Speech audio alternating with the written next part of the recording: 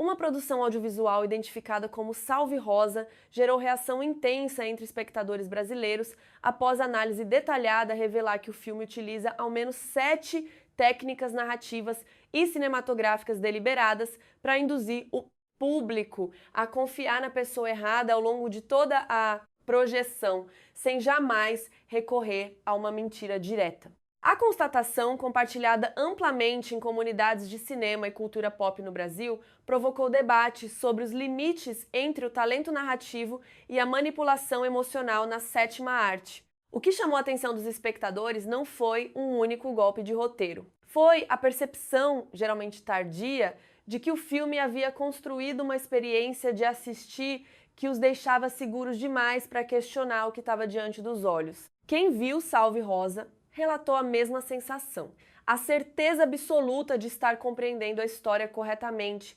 seguida por um desconforto crescente ao perceber que essa certeza havia sido arquitetada cena a cena. Se você gosta de análises que vão além do óbvio e querem entender como o cinema realmente funciona por dentro, deixa o seu like, se inscreve no canal e comenta aqui embaixo em qual dessas armadilhas você caiu mais fundo. A gente lê todos os comentários. A primeira das 7 técnicas identificadas pelos analistas diz respeito ao que especialistas em psicologia cognitiva chamam de viés de autoridade. Em Salve Rosa, o filme posiciona uma voz narrativa com aparência de controle e conhecimento desde as primeiras sequências. Essa voz ou presença não precisa afirmar nada de extraordinário, basta que ela ocupe o centro do enquadramento, que suas falas sejam ouvidas com atenção pelas demais personagens e que o ritmo da edição a favoreça para que o espectador, sem perceber, transfira a ela sua confiança total. A partir desse ponto, o público passa a enxergar Rosa pelos olhos de quem detém essa autoridade, e a pergunta que todos deveriam estar fazendo: o que Rosa sente e quer de verdade some completamente do horizonte. A segunda técnica envolve a fotografia e o posicionamento de câmera.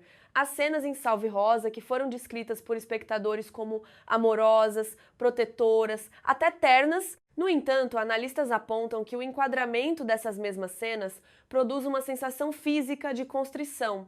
A câmera está perto demais, o espaço ao redor da personagem é reduzido, o ambiente parece fechado. Quando o afeto e controle são capturados pelo mesmo enquadramento, o espectador que ainda não nomeou o que está sentindo tende a classificar aquela opressão visual como cuidado. O filme não precisou dizer que aquilo era normal. Ele mostrou e deixou o público concluir sozinho. A terceira técnica está na montagem. Os cortes em Salve Rosa foram estudados e o padrão que emergiu é revelador. O filme tende a interromper a imagem exatamente antes que um olhar mude de expressão, antes que uma fala entregue seu significado completo ou antes que uma reação destoe da narrativa dominante. Esse meio segundo a menos é suficiente para que o cérebro do espectador preencha o vazio com a interpretação mais familiar que possui. E a interpretação mais familiar, no contexto de uma criança em conflito com adultos, é quase sempre a mesma. O adulto sabe mais, a criança está exagerando. O filme não afirmou isso em nenhum momento. A montagem simplesmente preparou o terreno e deixou o preconceito trabalhar. A quarta técnica é auditiva. A trilha sonora e o design de som de Salve Rosa foram apontados como elementos decisivos no processo de manipulação emocional do espectador. Quando a música acelera ou adensa, o público entra automaticamente em modo de alerta. As emoções se intensificam, a atenção se volta para a ameaça percebida e a capacidade de observar detalhes pequenos diminui. É justamente nesses momentos de tensão sonora que o filme apresenta informações visuais discretas, mas fundamentais. Um desvio de olhar, uma pausa onde não deveria haver pausa, uma reação que não bate com o que foi dito. O espectador estava com medo na hora certa para olhar para o lugar errado. A quinta técnica foi chamada de camuflagem pela repetição. Objetos, gestos e frases aparecem mais de uma vez ao longo de Salve Rosa, mas de forma tão integrada à rotina das personagens que o público os classifica como elementos de ambientação. São esses elementos repetidos, no entanto, que funcionam como pistas concretas sobre o que realmente está acontecendo. Na primeira vez que se assiste ao filme, a repetição parece cotidiano. Na segunda vez, ela se revela como o lugar onde o filme escondeu as provas mais importantes. Salve Rosa não enterrou a verdade nas sombras. Ela a deixou à luz do dia, disfarçada de hábito. A sexta técnica é talvez a mais sofisticada do ponto de vista narrativo. Em momentos decisivos da trama, Rosa não fala. O filme sistematicamente retira da personagem a palavra nos pontos em que ela mais precisaria explicar o que sente. Essa ausência de voz não é acidente de roteiro, ela é uma armadilha. Quando um personagem não explica, o espectador explica por ele. E as explicações que o público oferece espontaneamente são moldadas por décadas de representações culturais que ensinam a desconfiar das reações emocionais de crianças, a interpretar sua resistência como birra e seu silêncio como culpa. O filme usou o silêncio de Rosa para deixar que cada espectador escutasse seus próprios preconceitos em voz alta, sem que ninguém na tela precisasse dizer uma única palavra equivocada.